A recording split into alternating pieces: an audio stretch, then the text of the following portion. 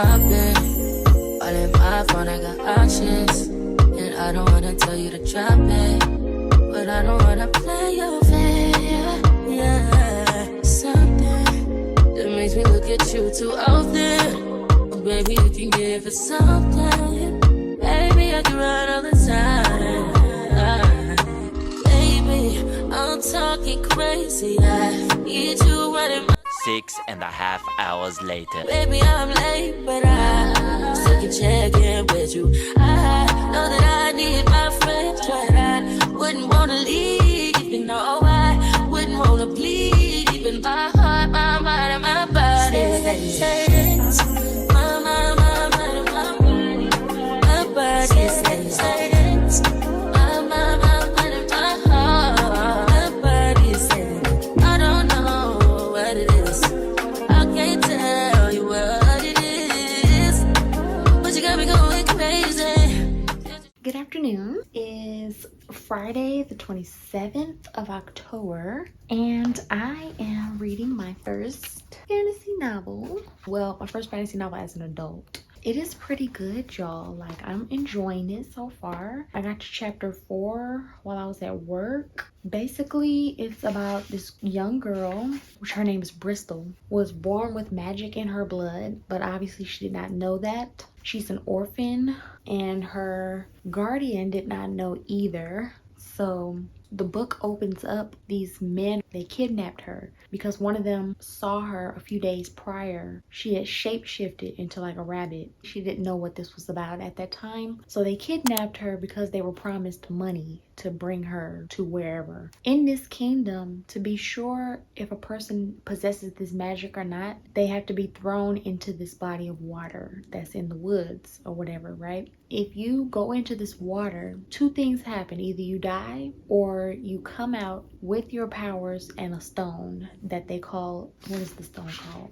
An eloquent stone. For years and years, people have been sacrificing themselves, jumping into this water and dying because they don't possess the magic. So obviously she does. They throw her into the water. She comes out with the stone and these two people show up in the forest and they save her from the men. Come to find out, they are the last two people in this kingdom that possess that magic. Right? And the only reason why there's the last two is because a civil war happened between these people and a lot of them died fighting each other. So they're the only two left and now she's the third. Basically they bring her home to where they live and they're like, you possess this magic, we're gonna train you, we're gonna teach you how to harness it and control your magic or whatever for the greater good of the world and all that, you know, stuff like that. And so they ask her, you know, are you willing to make that sacrifice for the greater good? And her answer was yes. So up until right now, they're training her, teaching her how to use her magic and stuff, and they gave her an opportunity to write a letter to her guardian and let her know what was going on, because I'm pretty sure she, you know what I'm saying, she lost. Like, where's my child? Like, and there's a little riffraff between the two. They're called Elic romancers. One is a man, one is a woman. I feel like because the woman is more radical, she's more of a rebel in a sense and wants to use her powers for like not good things, and the man is the complete opposite. So they are kind of experiencing a difference in how they want to go about training and teaching her. So kind of feel like that's gonna, you know, become a problem later in the book. The powers that they can possess, it just differs amongst who you are or whatever. So you can be like a master of the elements like fire, water, whatever. You can shapeshift like Bristol does. You can read minds, manipulate the form of stuff. So like turning a book into a blanket, you know, that's just a silly example, but that's just what was off the top of my head. But the powers all differ. Yeah, it's really interesting, y'all, and it's very different from the stuff I usually read. Like I said, I have not read a fantasy novel since I was a child, but this is really good. So I'm gonna continue reading for about an hour and a half, and then I'm going out tonight, so probably won't be reading for the rest of the day after that. It's so amazing. How long can you? One eternity later. At last to my body so crazy.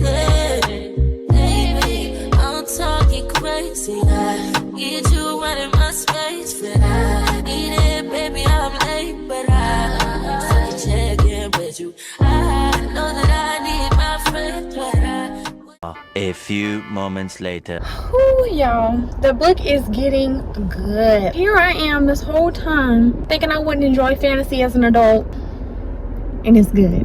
So I'm leaving work pretty early today. I'm gonna let the car warm up a little bit.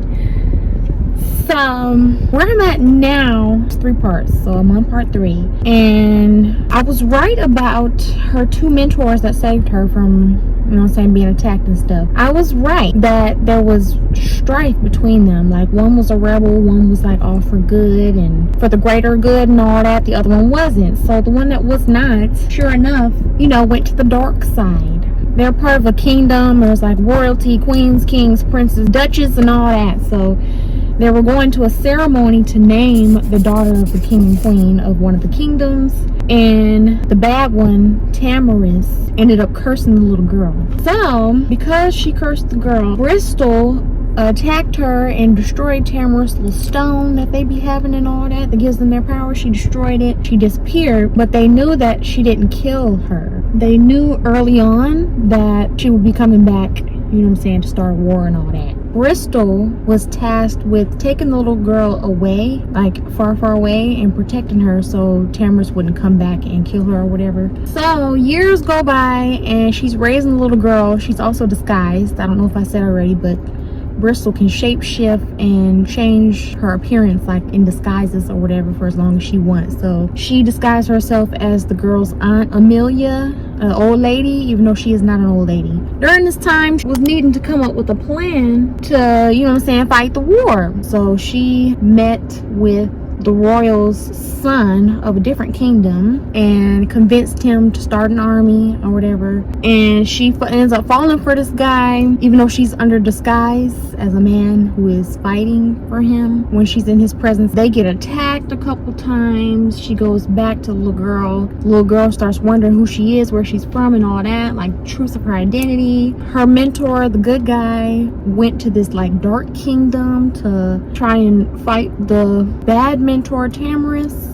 That happened. Bristol was an orphan. She finds out who her real parents are. Plot twist. It's a little love involved, family, friendship, sacrifice. I have only 1 chapter left. I'm gonna finish it when I get home, and I will let y'all know my final thoughts.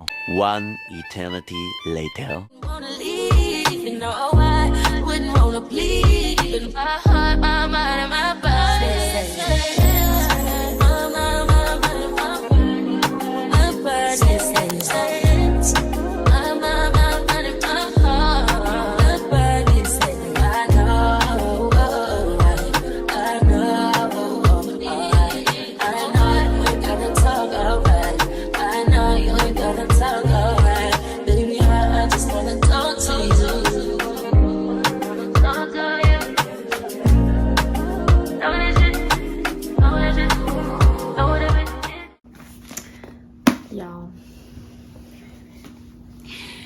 This book was so good. Oh my gosh. And I found out it's YA. I don't care. This was so good. 5 stars. I got this from the dollar store, y'all. Do not sleep on Dollar Tree. You will find some gems in there. At this point, I've read 2 5 stars from Dollar Tree. This is crazy. And this is a series too, so I am on the hunt for the other 2 books. Oh my god, this was so good. You know how you read a book that was so good, you finish, you just sit there like this? That's me right now. Highly, highly recommend Kingdom of Ash and Briars. That was so good, y'all. But thank y'all so much for watching, and I will see y'all in the next video. I really wanna go, I really need to know, can we get it together?